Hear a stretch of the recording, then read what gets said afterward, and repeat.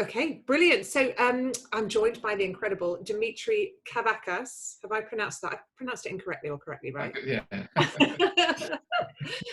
CEO of Redia IVF. And it looks like you live in the most beautiful treehouse, by the way. Thank you so much for your time today. I just really wanted to pick your brains because we always turn to you with our financial questions. Mm-hmm. So I was wondering if you could help me today just break down the conversation of understanding the costs around IVF. Sure, my pleasure. Thank you, thank you. Okay, well look, first of all, can you just explain, so if you have been told that IVF is probably the routes that you're going to have to go down to have your family, the first thing people do is they're looking at how much it's going to cost. And a lot of the clinics just show a cost, but then we end up getting messages from people saying, oh my God, the cost is spiraling. Can you just help people get their heads around understanding what they're seeing when they see that initial cost that a clinic shows them? Is that the true cost?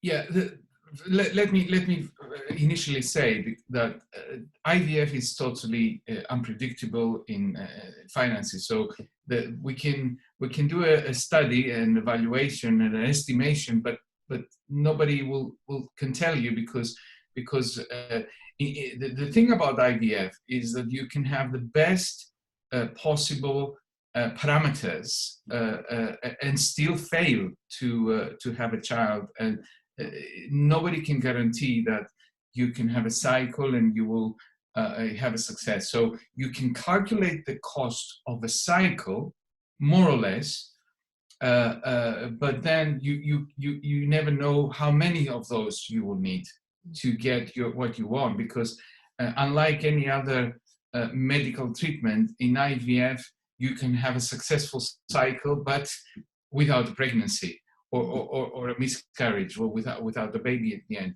And at the end of the day you want a baby. So in order to calculate how much money you will need until you have what you want, and that's the reason why you get into the trouble of having an IVF, you need to calculate, and you never know how many treatments you will need, how many cycles. So saying this as an introduction, even clinics don't know how much money you will need for one cycle, because obviously there are the known costs and the hidden costs, but there are the unpredictable costs. For example, one cycle, what is a cycle? It is a stimulation of the ovaries. We're talking about on-egg IVF because there's also egg donation, which is a different type, but a stimulation of the ovaries, and then is egg retrieval of after 10-12 days of stimulation, egg retrieval of the eggs produced, fertilization, so the lab cost, whatever is in the lab, and then at the end is the embryo transfer of the developed embryos, or one of those anyway. So that is a stimulation cycle that includes egg retrieval, monitoring, egg retrieval and embryo transfer. But it's not only this. If you have more embryos, those embryos need to be frozen. So you have embryo freezing costs. You have medication costs, the stimulation of the medication. You have some extra monitoring costs. If you live in locally with a clinic, so you are attending a clinic which is local to you, normally monitoring is included in the price. So if you go day after day or every couple of days for an ultrasound to the doctor, they won't charge you more. But if your clinic is not there, if you need to travel abroad for that, then you need to visit a scan company locally to do those ultrasound scans that you need to do before flying to the place where your clinic will be. And there are extra costs in that. Obviously, some blood tests you need to do.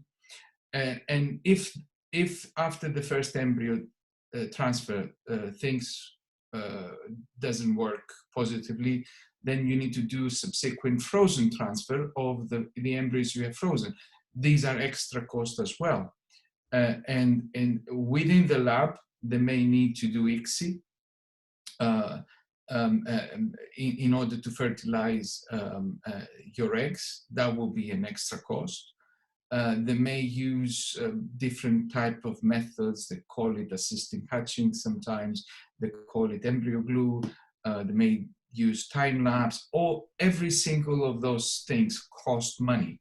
So in order to estimate the cost, one way is to add everything up, but you won't need everything up. So you need to know what are you going to need based on your specific medical issues that you face, and the other issue is the medication. This is also unpredictable because depending on your screening test, the clinic, the doctor will give you a specific protocol that will suit you best, and based on that protocol, the cost of medication can be from £700 to 1,200 and more. So there is still a variation of the cost of medication. It is quite overwhelming, isn't it? The costs just keep layering. And I think we've had a lot of people say that they've looked at clinics though, and they see a cost that looks relatively low, and what they're not seeing is all those other things that you've just spoken about. And it's then that it becomes like, wow, this is, you know, which is why finance is such a barrier for so many people, because they you know, just don't have the funds to cover everything. So, like, I know it's difficult for you to say because obviously it does depend on the person and what kind of treatment they need. But is there a rough kind of figure that you can give us? For example, in the UK, for one round of IVF, is it possible just to give a ballpark? Yeah, again, it depends. It differs from clinic to clinic. Yeah. I would say £6,000 is an average cost of one cycle. You hear a lot of numbers, and I understand that the insecurity of patients, because you go to a clinic that advertise very low cost IVF and they say £2,000-3,000, but at the end of the day, these are cost of a natural cycle. Natural cycle without medication, obviously the cut off the cost of medication, the cut off many costs, and the natural cycle will have like a 10 to 15% success, because they only have they're producing one egg, and the chance of successful is minimized, etc. So the thing is, the cost for me is not the cost of the cycle. It's how much it will cost you to have a pregnancy. You may get the cheapest cycle that is in the UK, but if you need 10 of those to have one baby, then it will cost you much more than one of the expensive cycles. So this is what I always say, that what you need to calculate, how much it will cost you to have a baby, not how much it will cost you to have a cycle. Yes, yeah.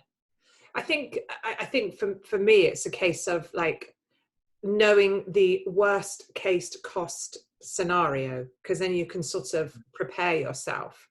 And so if you're looking at around, okay, the UK, 6,000, I don't know what that would be. Is it slightly more expensive in the States to have IVF? Much more expensive, yeah. Obviously, there's a variation from clinic to clinic also. But in the state, you will need about $12,000 to $15,000 to calculate the full cycle of IVF. Why is it so much more expensive? Well, everything in the US is more expensive, I guess. I think it's a question of how much it costs the clinics to pay salaries, to pay for equipment, to pay rent, to pay everything. So you tend to have countries, some people compare prices from country to country, and they think price is always related to quality, which is not always the case. Price relates to the countries, how expensive the country is, how, I mean, business clinics are businesses, so they operate in an environment where they pay rent, they pay taxes, they pay salaries, they pay all this. So the average cost of a product like a treatment reflects the average expensiveness of prices in that country. And if you have an egg donor or sperm donor, does the cost go up as well? Yes, because you have to calculate that when you get a price for IVF, this cycle, this doesn't include medication. While if you talk about egg donor IVF, immediately the clinic has to add the cost of stimulation medication to stimulate the donor, has to cost all the monitoring expensive to monitor the stimulation of the donor, and has to add donor compensation. I know that is in most European countries, unlike in the US, where prices for donors can go up to $30,000 because it's commercial. In Europe, in most countries, you're not allowed to pay donors. However, because it's altruistic. However, donors are compensated for the time that they dedicate and all the expenses. So they get something like £1,000 to £2,000 equivalent. I'm talking about it's a 1,500 euros in most European countries, etc. So these are added to the cost of the IVF cycle. So that is why normally egg donation cycle are 2,000 or 3,000 euros more expensive than a own egg IVF cycle. So before we go on, just to talk about the different options and the refund schemes. So just to recap then, it's important just to remind people that they might see a nice, attractive cost for a clinic, but that does not mean that's how much that cycle is going to cost. Think about all the other things, the testing, the medication, and all the other different layers that you've mentioned, because that's going to bring that cost right up. Actually, they need to ask clearly what is included. Some clinics have price lists that tells you what is included, so you need to read. Sometimes people don't read; they only read the titles. But below the title, it tells you what is included. And if you think you're going to need more stuff, add those prices to the price to be able to compare different clinics. Some clinics offer them in Spain, for example. ICSI is always included because they do ICSI all the time. They don't almost never do traditional IVF. In the UK, it's the opposite. The UK clinic prefer to do the traditional. They do ICSI only when they think it's needed. So that means UK clinics always add ICSI as an addition. And you have to calculate that in the price. In European countries such as Greece and Spain or Czech Republic, they always add ICSI, and you don't have to ask for it. It's in the price included. So you need to, in order to compare two prices, you need to know whether there is ICSI or not in the price. And so when you weigh up the cost of one cycle compared to realistically how many cycles you might need, this is where the refund scheme comes in, because you've spoken to me before, because when you've done interviews for us with your doctors that you work with, who've spoken about the reality that actually the statistics of IVF working the first time round, it's not that great. I mean, I personally don't know anyone who has had a live birth after one round of IVF. I'm sure there are people, but I personally don't know anyone. So can you explain what the refund scheme is and why it's a good idea? Yeah, basically, as you said, IVF doesn't work first time round. It works first time round in a percentage of people. I would say in the 40%, but even that 40 or 50% has a 15% of miscarriage. So it's not just, it's what you consider success, because clinics advertise success rates, and usually these are pregnancy rates, and there's a difference between the clinical pregnancy, the heartbeat rate, and the live birth rate. So you can have a pregnancy test positive, but it can be a biochemical pregnancy, and you never achieve clinical pregnancy. And you may have a clinical pregnancy, but you may early miscarriage before you end up in the 12-week stage, which is the crucial thing.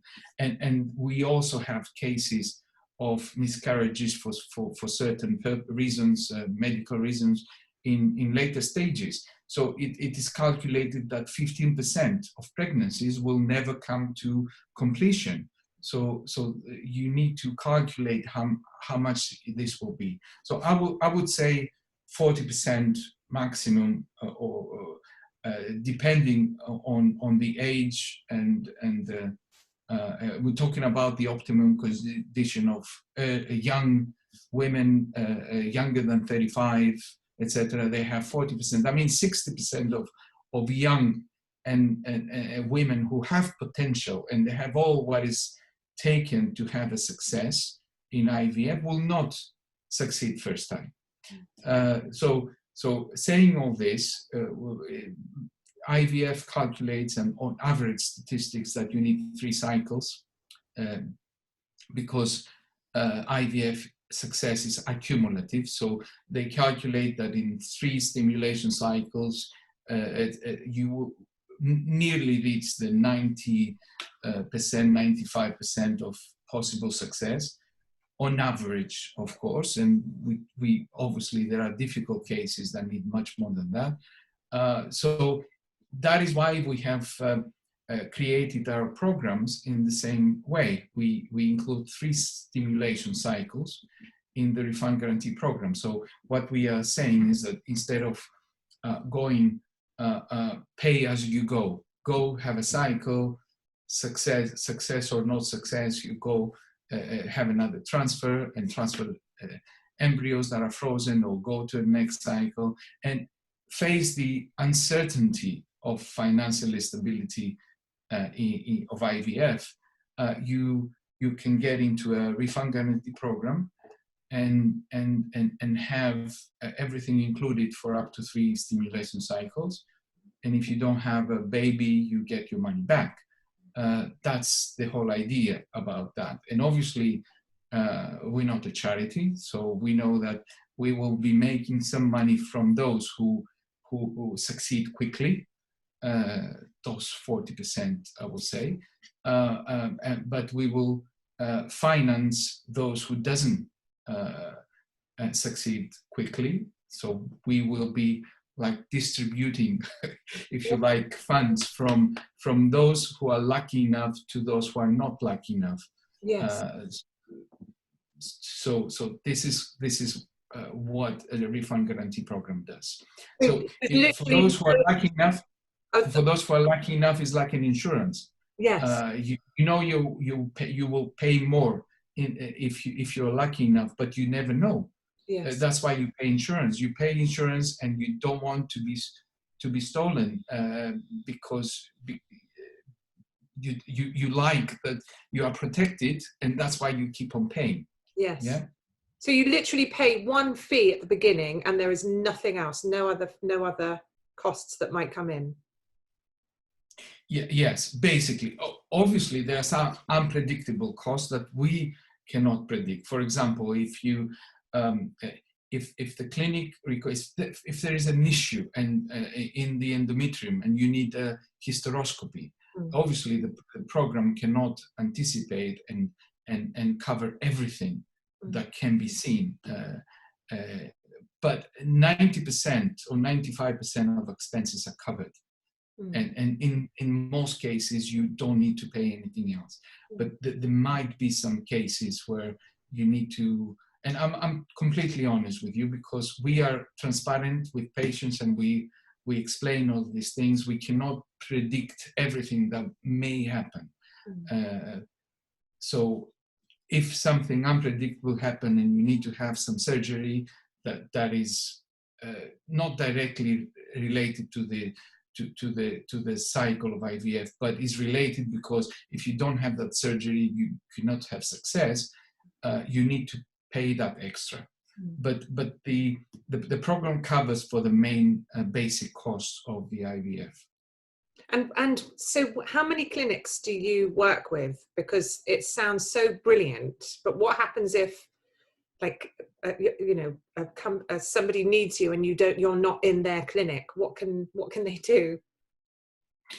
Well, we have a big network of clinics around the globe. So we are an international company that works in more than 12 countries, in Europe, Americas, Africa, and Asia. So we have a big variety of clinics everywhere. So we understand that we cannot serve everybody today in the place where they live. That is why we encourage people that they can make travel. Obviously now with the pandemic, and I need this until it all ends, traveling isn't that easy to do, but we still have people traveling for IVF to nearby countries, like from the UK to Spain, which is the most closer. But hopefully this will end soon, so we will give more chance to people to travel. In the meantime, we are working on partnering with clinics in more countries and more cities, so to be able to come closer to where the patient is. Yes. And on your website, have you got the clinics that you partner with, so people can actually see where they can find you? What we have is a map of the world and the countries where we work, and the cities where our clinics are located. We don't have specific names of the clinics on the website, but one can click on a country and a city and send us a form, and we'll inform them what are the clinics that we work in that city or that country. And is it for everyone, or have you got an age limit or any restrictions at all? Obviously, like every insurance, there are conditions. So, for example, if you're talking about own egg IVF, there is an age limitation that is 37 years of age for 100% refund and 39 for 50% refund. But we have an option for those women that are still young in the what I'm saying still young for fertility. I'm talking about late 30s or early 40s to consider egg donation, but they are not young enough to be accepted into the own egg IVF program. We have a program what is called combined IVF, where if you are 40, 41, 42, up to 43, which is the limit, you can do one cycle, the first stimulation cycle with your own eggs, and if that fails, then you move to egg donation. So instead of going directly to egg donation, you try one time with we include also PGTA biopsy in that cycle to make it more to give it a go, and try to increase the success of that cycle. Sometimes we succeed, and so we give that option to women that will not normally be accepted into a full own egg IVF program that needs to be for younger women. Yeah, but obviously we have egg donation, or we have double donation programs that you can go up to 50 years of age for those. It makes total sense. I think, obviously you have to find the funds to start with, but the stress of the unknown, I think taking that away would be a huge benefit. You know, like I said, we get so many messages from people who have had, you know, 1 or 2 cycles, and they did not realize how much this was going to, you know, cost, and then they're not able to find further funds to then go any further, so they've had to give up, and it's heartbreaking and you know, hugely distressing. So I think, so it'd be great, what we'll do is with our video here, I'll put details underneath how so people can reach out to you and contact you. And I think, yeah, I think what you're doing is amazing, and the sooner you are all over the world, the better. Okay. All right, thank you so much for your time today. Thank you for hosting me. And we'll catch up soon. Okay, thank you, Sara.